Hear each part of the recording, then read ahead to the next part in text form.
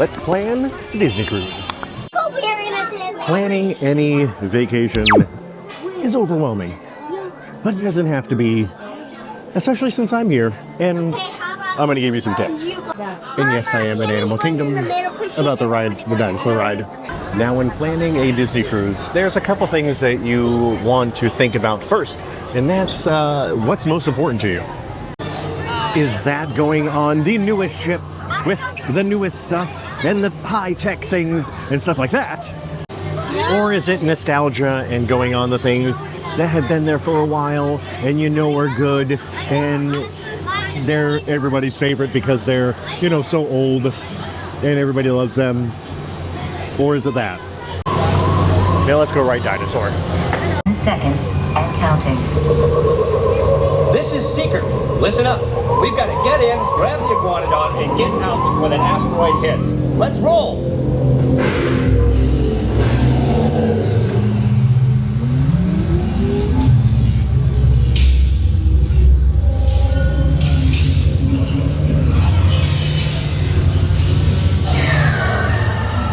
Okay, now let's go get that dino. Carnotaurus. Definitely not our dino. Go, go, go! Go, go, go. Abort! Abort! Iguanodon. Forget it! Get them out now! Asteroid impact. Brace yourself! This is it! They're not gonna make it! They're not gonna make it! Mission accomplished. You made it! I knew you would, and guess who made it back with you? I better find him before security does. Thanks for everything! I love that ride. It's very rough though, but I really can't wait for it to turn into Indiana Jones. I like that ride too. Now back to our previously scheduled program. The next thing you want to think of is where you're going on the cruise. Where do you want to go? Do you want to go to the Caribbean? Do you want to go to Alaska?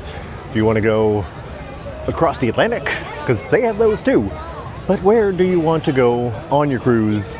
Because that's a big thing on cruising, is the destinations of the cruise. It's not just the cruise ship itself, it's the places that you go. Most of the cruises we go on are the Caribbean cruises. We've been to Mexico a few times, which we absolutely love. And if you want to see different excursions that we've been on, make sure you go subscribe to the channel and you can see those videos that we've done in the past for the different excursions that we've done in the Caribbean and in Mexico. So after you pick where you want to go, after you pick the ship, the next thing you want to do is pick the kind of room that you guys want, this kind of stateroom, because there's different staterooms. There's inside staterooms, there's rooms with verandas, there's family rooms, there's rooms that fit 2 or 3 people, there's rooms that fit 4 or 5 people, there's concierge, or there's all sorts of different kind of things that each one comes with different perks, and each stateroom has, you know, you have different floors, you have different sides of the ships. Do you want, you know, look at this, look at the ship layout and see where you want to be on the ship and what's more important to you on the ship. Like, is it the food? Is it the entertainment? Wherever you want to be. So you don't have to be so far away from it and you have to walk across the ship every single time you want to go do the thing that you want to do. Are you going to be in the room that much? Are you, you know, that depends on how big you want the room to be, how much you want to spend on the actual room, because each room is a different price depending on where you are in the ship and what kind of stateroom you got. We pretty much always get a veranda because we just love the balconies, but that's just us. We're actually going on our first concierge Disney cruise on the Destiny in a year. So it's like a year from now. That's when we're going on our first concierge. So make sure you subscribe to the channel because a year from now, we're going to be doing that. So you got your ship, you got your destination, you got your cruise stateroom. What's next? The next thing you want to do is you want to eat dinner later or earlier, because those two are big things when it comes to what you're going to be doing on the cruise and when you're going to be doing it on the cruise. The first dining time is about 5:15. The second dining time is about 8:15. So which one do you want to do? If you go to the early dining, you're going to have a late show. If you go to the late dining, you're going to have an early show. So you're going to switch the two of the shows and the dining, whatever one you're going to do. So if you go late dining, early show.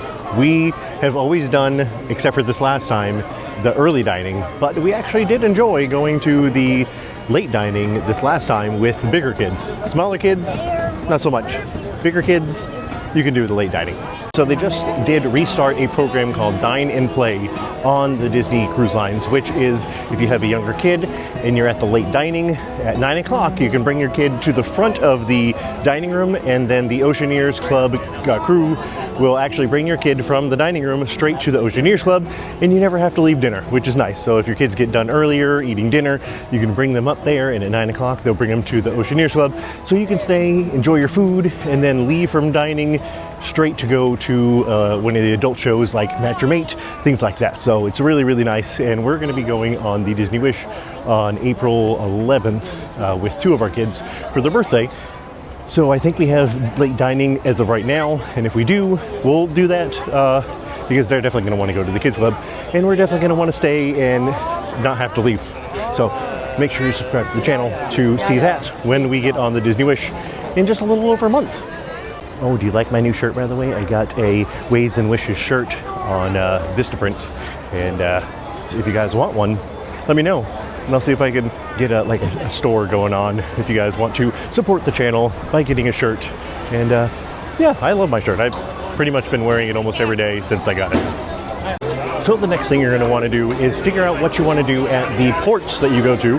Like if you go to Cozumel or you go to Nassau, there's different things that you can do, different excursions you can do, and you can book those straight on the app ahead of time, so you don't want to wait till the very last minute. Make sure you book ahead of time, and you can go on all sorts of fun different things. You can meet sloths, you can go snorkeling, you can go parasailing, all different places, all different things you can do, and they're so much fun. And if you go on one that's through the app through Disney, no matter what, they will wait for you so you don't get left behind in a foreign country. If you don't know what I'm talking about, those are actually called pier runners. You can look it up on YouTube and see all the different pier runners that are darting for the cruise ship at the last minute because they got there late. And the cruise ship will leave you. They will leave you. Trust me. So we've got all the planning stuff done, what ship, where you're going to go, things like that. Next thing you want to make sure is you have enough money for the extra stuff that comes along with cruising. And if you plan on driving to the port itself, the parking at the ports are pretty expensive. So you want to keep between $80 to $150 for parking, depending on how long you're going to be cruising for. So because each day and each port is different, so you want to have that money extra because it's going to cost money to park at the cruise terminals if you drive. So there's also different transportations you can go there that's cheaper and things like that. You can get a bus on the Disney cruises at the resorts. They can bring you as well. But if you plan on driving yourself, you're going to want to have some extra money for parking. We're going to take a quick detour and see the cute little baby tiger that just happened to start here in Animal Kingdom while we're here. So let's take a little quick break. There it is.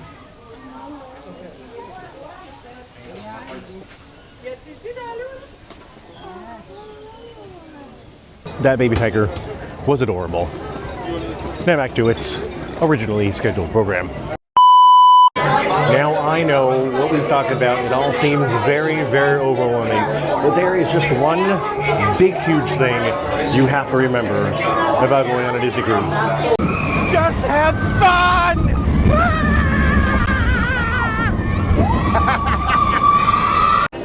Yes, just have fun, because no matter how much planning you do and all that kind of nonsense, how overwhelming it can get, the biggest thing you can do is have fun, because if you don't have fun, what's the point of even going on a Disney cruise anyways?